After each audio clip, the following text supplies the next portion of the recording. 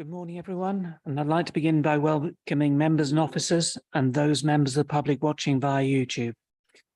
The County Council allows filming and photography at its public meetings, so please feel free to take pictures and use social media during the meeting. Can I ask, though, that everyone present turn their mobile phone to silent or vibrate whilst the meeting is taking place? There's no fire alarm test scheduled for today, so if the alarm sounds, I will adjourn the meeting. We will all make our way downstairs via the nearest available fire exit, which is through the middle doors on my left. The muster point is in the car park to the rear of the building. Agenda item 1. Dawn, do we have any apologies? We have apologies from Councillors Bowden and Sharp and Lee Fanco. I haven't heard from Councillor Coles or Matthew. Thank you. Does any member wish to declare any disclosable pecuniary interest or non-statutory disclosable interest? None, thank you. Right, so item 2, we're being asked to approve the public minutes of the Pension Fund Committee on the 20th July as an accurate record. Can I ask if any member who does not agree with this proposal to raise their hand now? I see no objections to the proposal to approve the minutes as an accurate record, so we will take that as carried unanimously. Thank you. Item 3, we've received no petitions or public questions. So move on to item 4, which is the internal audit report. Can I ask, I've got Scott Peasland and Alan Persaud from West Northamptonshire Council Audit Team to present this report. Scott and Ananda are attending via Zoom. Thank you, Chair. Can everybody hear me okay? I hope it's clear my end, so I hope it's your end as well. Yes, we can hear you fine, thank you. That's good, thank you. Okay, so the report before the committee is the annual report of the internal audit of the administration of the Cambridgeshire Pension Fund for 22-23. This is the second year my team have undertaken this audit, although it's a perennial or an annual audit vis-a-vis over the in terms of previously undertaken by LGSS before we took it on. Our scope of work for 21-22 was expanded somewhat after discussions with members and management, and we have taken the similar scope from last year through to the 22-23 audit. Given the few recommendations which are arising year on year with these audits, what we looked to undertook this year was a bit more of a deep dive into the controls and processes. The results of our audit are such that we haven't highlighted anything new other than the issues that were arising from 21-22, which I'll come to in a moment. The results, therefore, of our 22-23 audit are one of substantial assurance for both the control design and compliance, which is our highest level of assurance that we give. In terms of the issues that were raised in the 21-22 audit, there were 5 recommendations, 4 of which have been satisfactorily completed, one of which relates to the annual reconciliation of outstanding employer data submission checks and validation. Just to confirm for that, that's partially complete along the lines of the 21-22 reconciliation has been completed. We took that through as monitoring then for the 22-23 audit to assess the satisfactory completion of that in a timely manner. At the point of our audit being reported, that particular process was still outstanding. We expected that to be completed prior to this meeting. It was sometime in July, August originally. That reconciliation has been delayed due to the demands of the team. I'm sure Mark will provide some input into that, and also discuss any residual risk arising from that process being delayed. Details around what that process entails is included in paragraph 4.3. There are 3 bullet points under that paragraph which show some of the improvements that the pension team have introduced as part of that reconciliation process. Other than that, Chair, I don't really have any much more to say on the report. As I say, I've got Anand, my colleague, who undertook the audit, and both of us available to answer any questions that members may have. Thank you, members. Are there any questions or points you would like to raise? I've just got one. In Appendix 2, there's a KPI to pay dependents' death benefits. But does that include, sorry, no, it's to calculate and notify. But does that include paying actual, you know, the time to pay, or what does that cover? Sorry, you say in Appendix 2? Appendix 2 to... Yeah, I think it was Appendix 2. Which part of the report are you referring to? Or Anand, are you able to help? Sorry, are you on the administration report, which I think is the next agenda item? Is that what appendix you mean?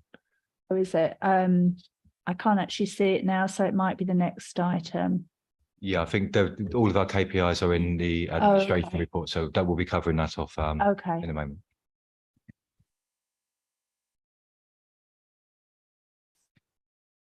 There's no other questions.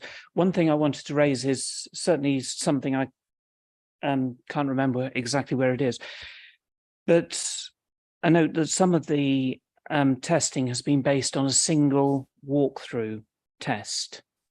Do you consider that to be an adequate level of testing on something like this? Yeah, I take your point. Our head of audit and risk management, in deliberation over this particular audit and the fact that it is audited annually, she took the view that we would spend more time deep diving into the controls itself. What we were finding from the sample testing that was undertaken each year in year, it was picking up very little, other than the expansion of the scope that we introduced into the audit for last year. They were the only issues that were arising from those new issues. We do undertake the same audit across obviously the Northamptonshire Pension Fund as well. So there is a further review of work under that. Not all of our testing is walkthrough. Some of it is review of the process, and there are a number of places where we within the report we would provide that distinction. I think looking towards the next audit, that may be something we might want to reconsider in terms of probably looking at our testing in a different way, and maybe introducing some more data analysis into that process. But that's something for us to certainly consider, or certainly for the next auditors to consider for the next audit. Thank you. I would suggest that we do need to get that looked at, because it certainly generated concerns, shall I say, at the Audit and Accounts meeting for Cambridgeshire. So they are unhappy, and they're unhappy, or they're not entirely comfortable with the level of testing which has been carried out, and that was expressed. So yes, thank you for that. Yeah, I was aware of that, Chair, in terms of the deliberations on that during the setting of terms of reference. But yeah, our head of audit and risk management took that view, but we were taking on board comments from both Cambridgeshire and Northamptonshire in future audits. Thank you very much, members. Anything else? Okay, we're being asked to note the internal audit work covering the period 22-23. Are we happy to do so? Yes, thank you very much. In which case we'll move on to item 5, which is the Administration Performance Report. Can I ask Michelle Oakenson, Governance and Regulations Manager, to present this report?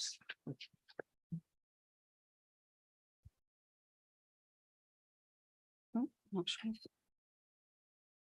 if that's working. Thank you. So there's just a couple of points to bring out on this particular report. Mainly just want to concentrate on the key performance indicators and just add some additional context around that. So as you're aware from the detail in the report, there was some compounded factors in us having 3 red and 1 amber KPIs, particularly in the areas of retirement from active service and deferred membership as well. In this particular team, we've got quite a lot of inexperience generally within the team. 2 of those are at team leader level. So at the time of writing the report, those 2 replacement covers were receiving training. At this point in time now, one of those team leaders is now left and the other one has left to go on maternity leave. So both of those positions are now in place. Early indications are everything's going quite well with those 2 new people in those posts, and they are bringing some new ways of working in and really getting to grips with those roles. So that's a positive from that point of view. As we've mentioned before, that team in particular are quite inexperienced, with most of the employees within that team having less than 12 months service. In addition, we've got other factors such as annual leave, sickness, maternity cover that we're trying to navigate as well. And obviously some of that can be quite unpredictable at times. So we'll continue to address that. The main issue here, or one of the issues that we've identified, is one of our targets in the 5-day turnaround on the retirement KPI. This is particularly tight, and we've actually compared this against industry standards and confirmed this to be the case. And effectively what this means is the processing within this team, it's very difficult to meet that target. And then we've got some behaviours coming into that team because of that tight target as well. For example, not enough time to process cases as we would do. So the time that it takes for those cases to go back, there's then a bit of a training issue going on there as well, where the target is just trying to be met. So to look into this into more detail, the plan is we are due to review our administration strategy. And that document incorporates the KPIs. So we're looking at that at the moment, and the intention is to take that to the pension fund board for November, and then to bring that back to yourselves in December, where we can review all the KPIs, but particularly that one in particular that is causing a bit of an issue in that space. Just moving on to the KPI development, just really a comment around that. Obviously, we've provided in Appendix 2 where we are with some of that development. And at the time of writing the report, we just had some testing in place that we tested for July on 3 of the areas. So obviously that is continuing to progress on those other areas. In terms of some of the additional reporting, it's probably worth noting that what we're also looking at is, in addition to the high level report, is some of the reporting of some of the areas behind that as well. And effectively what we're trying to do is use some of our insights reporting to cut out some of the manual intervention. So for example, if we're identifying particular systemic issues with particular employers, we're trying to get the reporting at that level that we can get that information straight off and obviously deal with that in the appropriate way. But apart from that, I haven't got anything else particularly to draw out of the report, but I'm happy to take any questions. Members, over to you, Adela. Yeah, sorry, I need to get back to it. So I've got 2 or 3 questions actually for a change. So the first one is regards 6.4, which is about disputes, which is on page 34 at the top. I just wondered, you know, what reasons are there for not paying a widow a pension on the death of her husband and vice versa? What is the criteria for that? So I can't remember the detail of this particular one, but most likely it's around the regulations at the time, and depending on the scenario that has led to the point of death. So it's either going to be on the point of if it was a deferred benefit, for example, they'll be under slightly different regulations to an active death and that type of thing. Apologies, I can't remember in this particular case what the scenario was, but as the regulations have changed over the years, we need to apply the appropriate regulations to the specific cases. So I believe in this case, there was possibly some misunderstanding about which regulations the payment would be made under. So we're looking into that as part of that dispute. So is that still being looked into, or is that it now? It says about. Oh, apologies. So that one, yeah, has been through both stages now. So the monitoring officer has upheld the stage 1 decision, which was that we cannot pay a benefit that is legally not entitled to pay. So that's been upheld at stage 1. We can send around a couple of paragraphs, just giving a very high level summary of the precise, if that would be useful to the committee. Yeah, that would be good. And then again on 6.4, I just wanted some understanding because it says challenging the process followed in allowing a transfer to an overseas scheme to take place in 2015. Well, according to my calculations, that's 8 years ago. So I'm a bit lost as to why this is still going on. Yeah, Mark might have some more flavour of this, but effectively some of these, what we're seeing is some cases of overseas transfers that have turned out less than desirable are now starting to come through. There's been challenges. So as we've spoke about before, currently we have very tight processes in place now for transfers out, and particularly overseas transfers. But over time, they have got to the point where they are now because of some of these cases that are coming up. But Mark, you might want to add something. Only that it tends to be where the individual is only finding out now that they've got an issue, in the sense that they've got a latest report of the value of their pension and it's gone to 0 or next to 0. So at this point in time, they're realizing they've got a problem, and then they're retrospectively challenging us letting them transfer out. And as Michelle says, the rules changed over time as to what requirements there were on a fund. So some of these are very, very aged. We've only got 1 or 2 in the Cambridgeshire Fund that we're aware of. Thank you.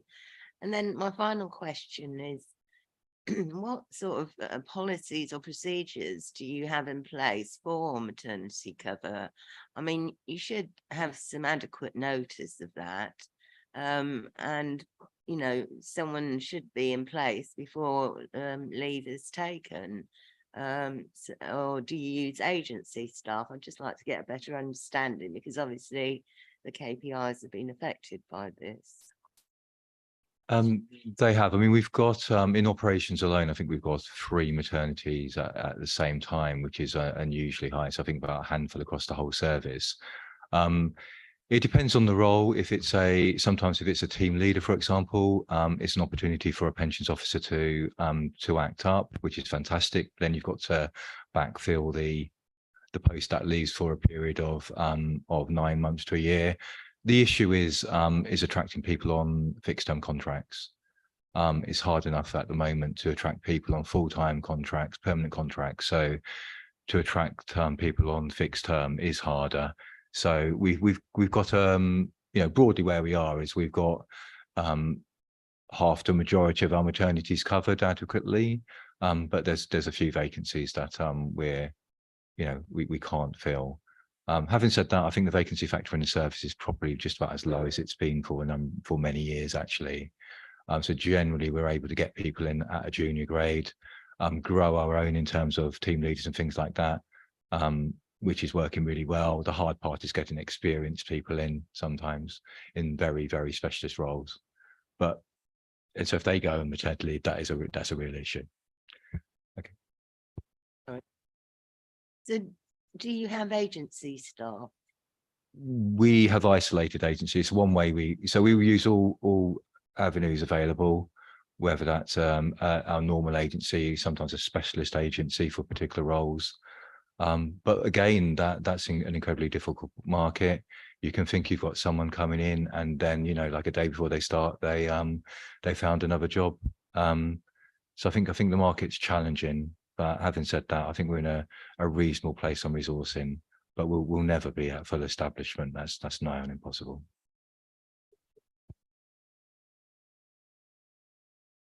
Thank you for those. Liz, was your question on here, and did you want it, or did you want to, you know, if you can't find what you wanted to ask?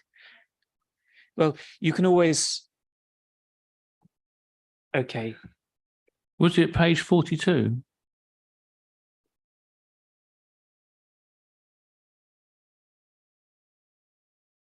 If not, what you can.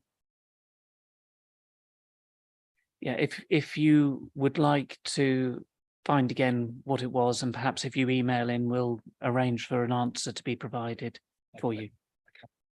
I think the question was around one of our processes and whether the bit of it was just a part of the process. And indeed, that is the principle of our KPIs. It is looking at the key part of a process in terms of it. So you might have multiple things going on within a process. For example, actual transfers. You have an estimate stage, you have an actual stage. We measure what we think is the key KPI. Behind the scenes, we have a whole raft of KPIs of every part of every process. Okay. Yeah, just to add to that, so I think it probably is referring to what's on page 42 and the death benefits there. And effectively, when we say notify in that context, we notify at the point that we physically make the payment as well. So although there will be a slight delay while that payment goes through the back system, the wording there of notify does mean payment as well.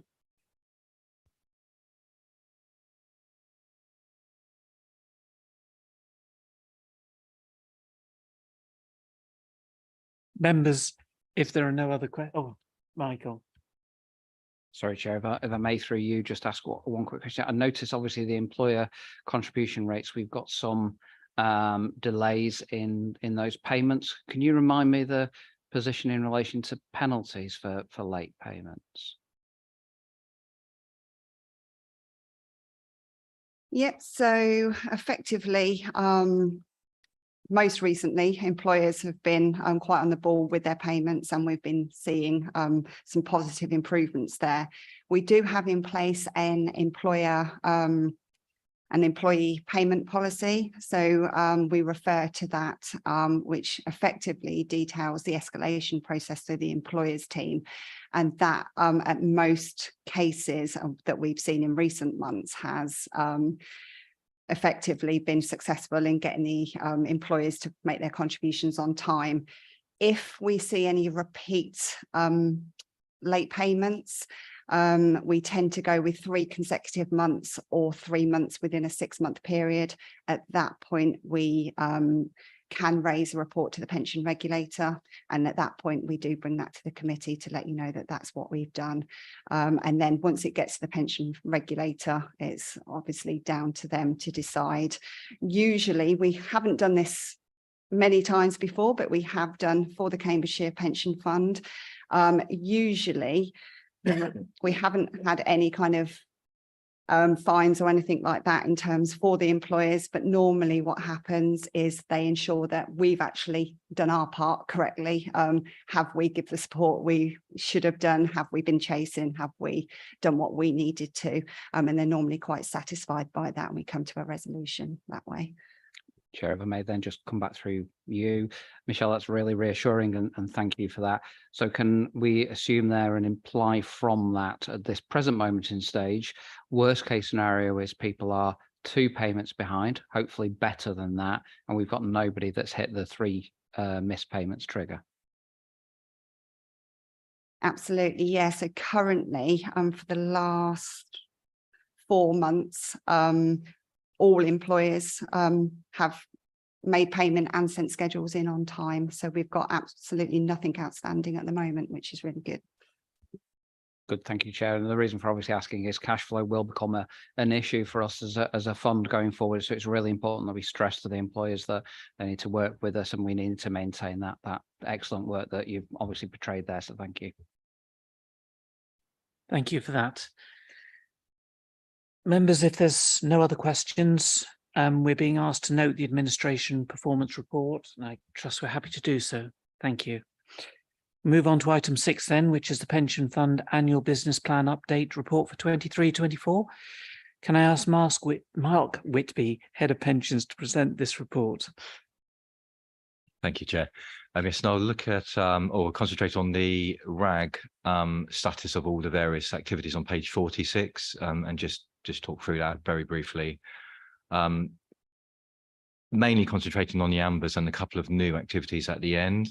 But as you go down, you'll notice in the main body of the report that we have completed the pensions administration retender. The incumbent supplier, Haywood, we will be entering into a new contract with them. We're just finalising that. That actually starts in a year's time. We had to obviously complete that well in advance in case there was a change of supplier. You'll also note 3.10 that the GMP rectification project is making good progress now in terms of actually completing it. So we're on track to complete this year, as long as we don't have any more need to reassign resources to various teams. But you'll see the positive progress being made there. The McLeod age discrimination remedy has been changed to amber. The reason it's been changed to amber is because the regulations and guidance only came out just a few weeks back, and really we needed them a year in advance of the effective date of the McLeod remedy, which was the 1st of October this year. The amber is actually with regards to the retrospective application of the remedy to those members who have already left and been awarded benefits, i.e. early leavers, pensioners. We are now live processing using the new rules, the new underpin for this McLeod remedy. So there's not so much an issue with the business as usual. It's just our ability to do anything with the backwards rectification. What we are waiting for is some central guidance coming from SAB, which will be around prioritization and treatment, and also there is a element of we need to gather more information that we only became aware of a few weeks back. This is about whether people have other public sector pension scheme membership. That will play into it. So we need some advice on that. And there's also the central communications. So some of those central communications have started to dribble through now. We'll be updating, for example, paragraphs in our business as usual letters, but there will also be a bulk mailing to make people aware of what this all means as well. So that's why that's one amber. The undecided leavers, 3.13, I was very pleased that we were able to turn that back to green from amber last month. And you'll see we've made some really positive progress since last year on those volumes. So that's green again, but we'll be watching that very, very closely because that can very easily be impacted by pressures elsewhere. The final amber is the access asset pool, for the same reason it was amber last time, and that is that the non-listed programme was not progressing as well as we would hoped because of a contractual situation with the advisor. That's now been rectified. I'll talk about that when we do the access update, but I would expect we'll probably be able to reprofile that according to the access project and turn that back to green. And then finally, the two new activities at the end. You'll note there's the investment consultancy contract, which we've put within the business plan. There's an extension decision early next year, or next year, sorry, not early next year. And the proposal in the timeline in the pack is to actually tie that to the investment and consultancy objectives review next year. And if you're happy with the supplier, then we can extend if you wish. If you're unhappy with the supplier, we can go to procurement. That's essentially what is being set out there. And then finally, there's an EDI activity that we're looking to put in to do some work this year as well. Those are my comments. I'm happy to take any questions on any of that. Members, questions? Anyone? Clarifications? No, I see nothing in the room. Sorry, Mike. Yeah, sorry, could I just ask the EDI best practices? Who does this apply for? Is this scheme members or the members in the council that are working on the pension administration, or does it go out as far as the contractors we're using as well?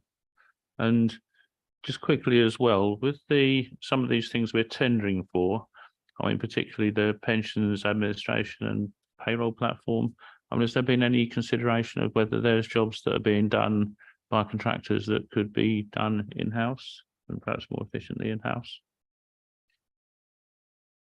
Okay, thank you. I'll take the first question first. Sorry, it's the last question first. The software contract, this is a specialist piece of software which is effectively our administration system. So it's the database, it's the benefit calculator, it's the document imaging, it's the payroll, and it's an incredibly technical piece, which I think the most important thing is you get a robust supplier that can update it in time when the regulations change and all the calculations need to change. So it's also, they also provide hosting. So probably the one element of it which we could decide to do in-house would be the hosted element. But it's far, we've experienced that in the past, and it tends to be far more efficient being outsourced, and indeed the direction of travel in the industry is to outsource to your supplier. So does that answer your question on the software side? Yep.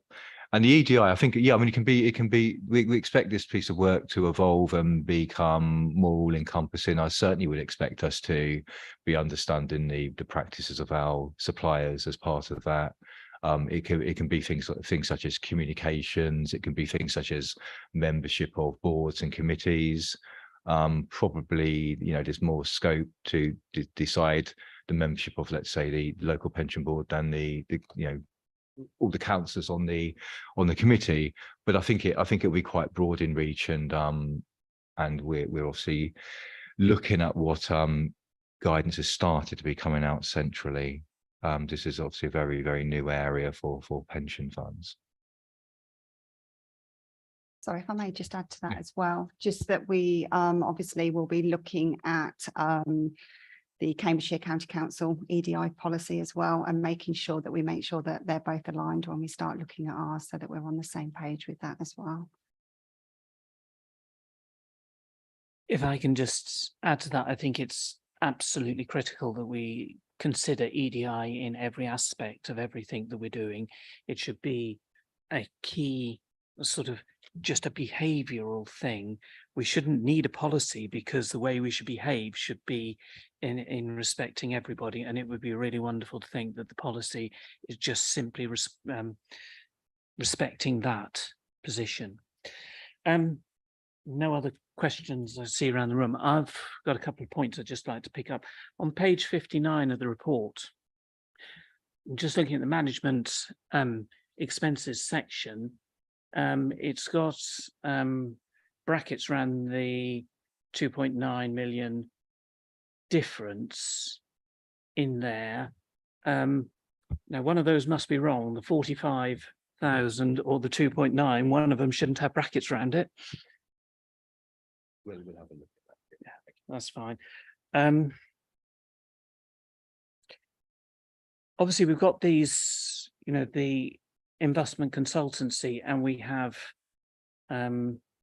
actually retendering processes going on.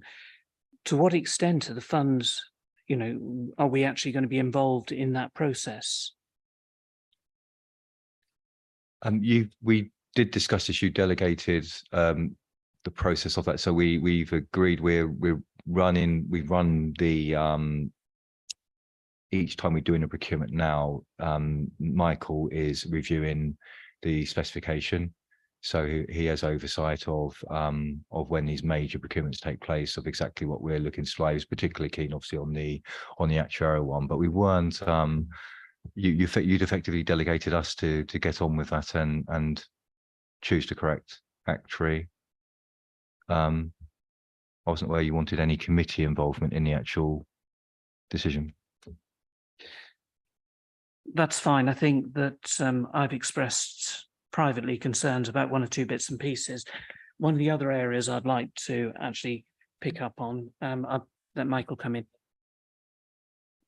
Chair, I was only going to suggest that one of the things in previous experiences and best practice, clearly, a number of these contracts will be resulting in a provider who will have a lot of engagement with the committee, subject to the number of responses. It may be appropriate that the committee wants to consider being part of that evaluation process to see how the bidders come across to the committee, if I can phrase it like that, because clearly they will be key advisors to you, and that relationship is critical. So whilst I completely agree that there was a delegation, I think it might be something we want to explore in terms of engaging in the evaluation process, if I can recommend that as a slight alternative to the process. Yeah, I think what I'm saying is that, we've had difficulties with one or two areas, and I think it would be useful to make sure that we are fully able to engage with the providers that we've actually got. I think otherwise we are going to lose an awful lot. Slightly different, well, similar thing is obviously in terms of the fees that we're paying for all of these.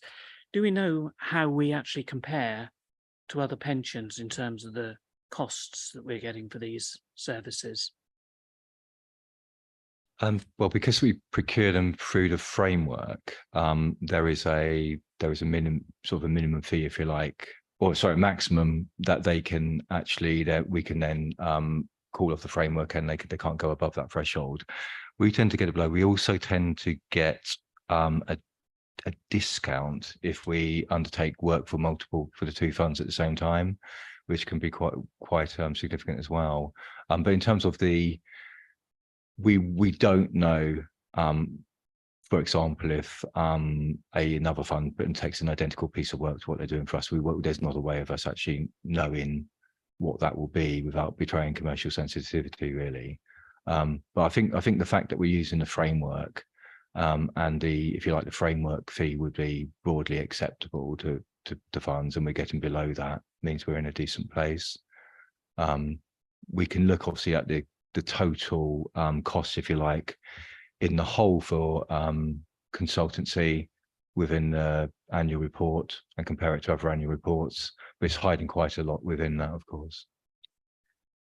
I appreciate it's always very difficult when you're looking at high level figures without the detail level that perhaps is out there, but it would be useful to see if there are ways of just benchmarking ourselves against others. That's all. Yes.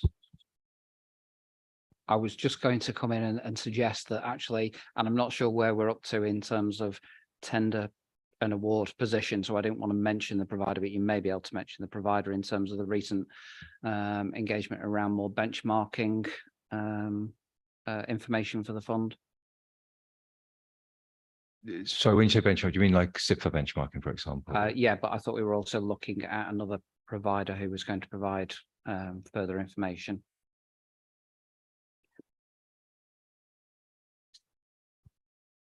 Have to talk offline, I think. Yeah. I think if we talk offline, but I think the intention is to bring back more benchmarking data around administration and other related costs to the fund as part of the ongoing work of the programme, and the annual business plan, I think, picks that up.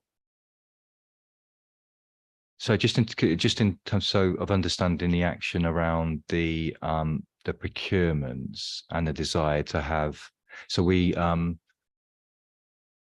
can have an interview with a supplier, which is what we actually did last time we procured the actuarial. We don't we don't score. There tend to be clarification interviews, but you can also use them to get comfort with the supplier. Can I just, if we could just have a decision on whether you actually do want participation within that, perhaps either you can think about it and let me know behind the, offline, or let me know now. So I think we've got the actuarial, we've got the benefits governance, and we've got the legal procurements all going live shortly. Thank you for that. Members, anything else that you want to raise? So want to come back on Mark's question. My recommendation is or my advice to members is that I think an engagement in that process would be helpful, Mark. And the other question, just on 3.19 that you raised, I don't think you're actually asking for a decision today, because I'd like to take that offline and discuss further, because I think in terms of the actual urgency of that decision. So I don't think that's down for a decision today. I just wanted to clarify that point.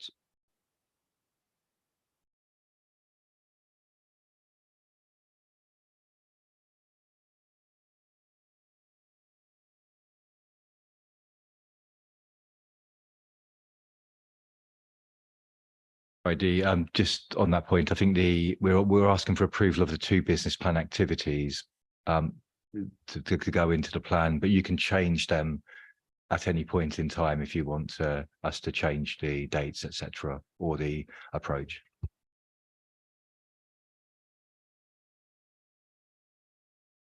Thank you. If that's clear, then yeah. We're being asked to note the business plan update and to approve the new business plan activities at 3.18 and 3.19. Are we all happy to do so? Thank you. Item 7 is the governance and compliance report. Can I ask Michelle to introduce this report? Thank you. So as you'll see from the report itself, it's quite a busy report this time. So I will just try and pick out a couple of the key points and things that have developed since the report was produced. So the first area really just to touch on is the pension dashboards. So as you may recall, when I last brought this report to you in June, we were at a point in time when the whole project had been reset and we were waiting on further clarification. So since then, the connection deadline of the 31st of October 2026 has been set in regulation. Where we are now is we are waiting connection guidance from DWP and MAPS. And that will set out our specific staging date. And what we know is, although that's obviously not statutory, the pension regulator has come in and made it very clear that all schemes must have regard to the connection guidance and no decisions are to be made without prior regard. And failing to comply with this, in their eyes, they will deem that as to be a breach, and the details of that are covered in section 6.1.2 of what their expectations are. So now that we know that the payroll administration procurement has been finalised, we absolutely know now that we don't fall into any categories to defer our the connection deadline. So we know that that's absolutely set in stone. And once that staging guidelines comes out, it was obviously help us to map the path to do that. Internally, lots of work still going on in terms of data quality to make sure that we're as prepared and ready as we can be. Things we do know in regards to data matching, we will have some control over the matching criteria. And we can start to maybe have a think about some of those items now. Another big issue with this is the GDPR implications. So a lot of thought has been given to what we do know in terms of data matching, but actually we need to start having regard to what happens when there aren't any matches or partial matches, making sure that we're compliant with deleting information as soon as we can, or at the very least finding out where those or receiving the assurance possibly from the ISP provider that they've got the processes in place to be deleting off information as well. So that's kind of where we are with that at the moment. Moving on to McLeod, which is probably our hottest topic at the moment, just really because of how quickly things have been moving in this space over the last few weeks. So on the 8th of September, the government did publish its response to the consultation, and very shortly after, on the 11th of September, the regulations were published, confirming that they come into force from the 1st of October. Luckily, in the main, the response did confirm that the consultation were to be implemented as they were, with just some very minor changes. So there was no real surprises there. As Mark mentioned in the business plan update, the national working groups really are key for us now. They're going to be split into two sections, the statutory guidance and the non-statutory guidance. So waiting for that to come through. We've done some analysis for the Cambridgeshire Pension Fund specifically. So we know that 18,046 members are currently in scope, which equates to 20,246 employment records.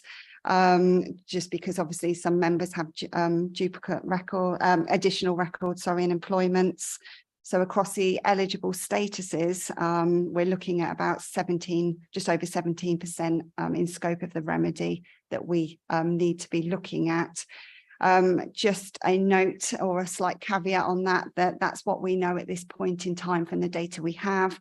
Obviously, as Mark mentioned earlier, there are certain pockets of data that we might not be in receipt of yet, some of that being like other local government data and some of it being public service data that we're waiting on guidance of how best to collect that as well. So really internally, everything's been moving and we've been keeping as up to date as we can do. We had our governance advisors deliver training to all officers on the 12th of September to ensure that we were all up to speed with the remedy and what that means for us as a service. Data collection has been going on behind the scenes, keeping up to date with the communications, and effectively just putting ourselves in a position as of Monday, the first working day after release, that we're in as good a position as we could be with the processing of benefits going forward. We appreciate that everything's not perfect and we might have to revisit some, but at this point in time, we do have the ability to process as we should be. So we're compliant from that point of view. And any retrospective cases, we will just be waiting on developments as they come through and treating those accordingly. So just really a couple of quick notes on a couple of other areas. So the gender pay gap analysis. So we brought an update to you previously, and this agenda item will continue as things develop. What we do know now is that the working group has been set up and it is due to have its first meeting in October. And as we touched on EDI and the business plan, some of these areas will link up and there may be some crossovers, in particularly maybe the action plan in terms of the communications and making sure that we're targeting our communications the most effective way that we can. Consultation response, just to confirm from an assurance point of view that was submitted last Friday, and just to note the policy and strategy reviews within the report. Obviously there's a recommendation in there on those for the amendments to be made, and as usual just a reference to the appendix if anybody wants to attend any training. Please do let me know. Other than that, happy to take any questions. Thank you, Michelle. Members, any questions at all? Liz? Yeah, I just wondered on the work on McLeod and the kind of the backdated work that's got to be done. I just wondered whether you'll need to recruit more staff. You mentioned the difficulties in recruiting earlier, so I just wondered whether that was an issue or will be.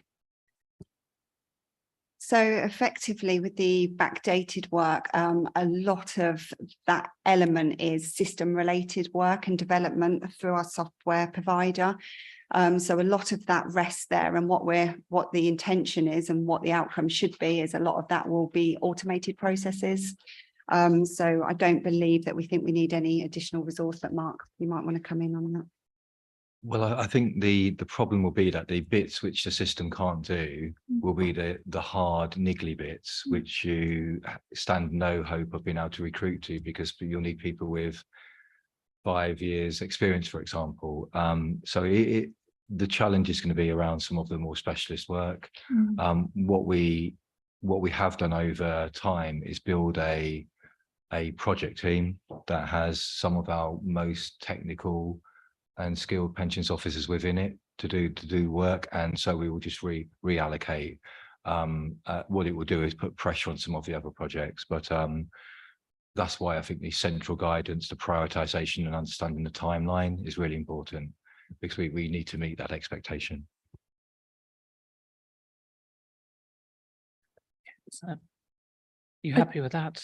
Yeah, I am. I've just got another comment around the gender pensions pay gap, and just to note that obviously there will also be an ethnicity pensions pay gap too, because obviously we know we've been recording gender pay gaps for a long time, but most employers don't tend to capture that data. But obviously we do know that gap is there for future analysis. Thank you for that. Right, members, any other questions, any other points? Okay, we're being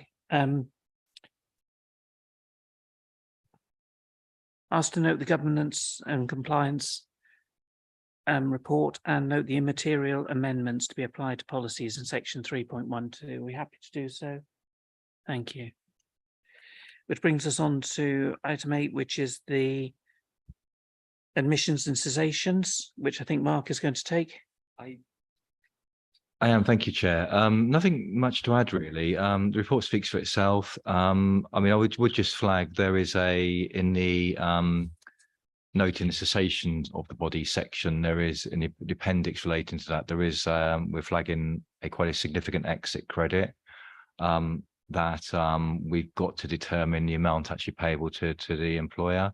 But really, that's just obviously part of one of our standard processes, but it is a particularly high one. So, yeah. Will you come back to us with the outcome of that when that's been properly assessed? Yes, that will be in the third appendix in a future meeting. Yes, thank you. Thank you. Members, any questions on admissions and cessations? Adela? Yeah, I just wondered if you could explain a bit more about when there's a funding surplus on cessation, why we don't pay it back. There's an issue here with Serco Limited. The exiting employer has been informed of the decision and its right to appeal. So I just wondered what that was about. Yeah, it's a good question, because it effectively we look at a whole range of factors. So the surplus itself is something which is, or indeed the deficit, is something which is assessed by the fund actuary. So that's a figure which is based on a methodology, but it comes up with a number. What then officers have to decide is how much of that, if it's a surplus, if any, to pay back to the employer. And we look at factors such as the risk sharing arrangement. So who was carrying the risk within that particular contract. Some of it sometimes is all still with the contracting party as opposed to the contracted party, so i.e. the local authority. That would really heavily influence the decision. We look at things like the contributions that have been paid, how much of the original assets which someone else paid and built up actually contributed towards the surplus. Loads of factors like that. So it's quite a complex decision, and we work through it and come up with an appropriate amount to pay back. and then there's a right of appeal for the scheme employer. But we give a very, very thorough explanation of that, and the flow chart, if you like, which helps guide our decision making, was approved by the Section 151 officer at the time. Okay. Thank you for that. Any other points? See nothing in the room. Committee is being asked to note the administration of the bodies listed in there. I shan't read them all out. And also note the cessation of the following of the bodies also listed there, which again I shan't read out. And note the update on previously reported cessations relating to ABM Catering, Chorus Homes, Friends Therapeutic and Serco. Are we happy to do so? Thank you. That brings us on to item 9, which is the committee agenda plan. Officers, do you have any comments or updates? No comments. Members, any questions on the agenda plan? No? Okay, we're being asked to note that. Happy to do so.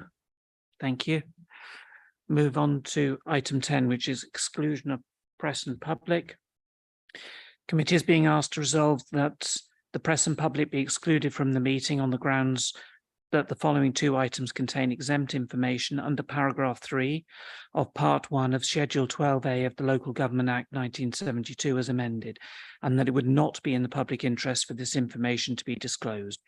Information relating to the financial or business affairs of any particular person, including the authority holding that information. We're happy to do so. Thank you. As this is the final public item on the agenda, I would like to express my thanks to those members of the public and press who have taken the time to watch the meeting today via the council's website. The broadcast will now end. The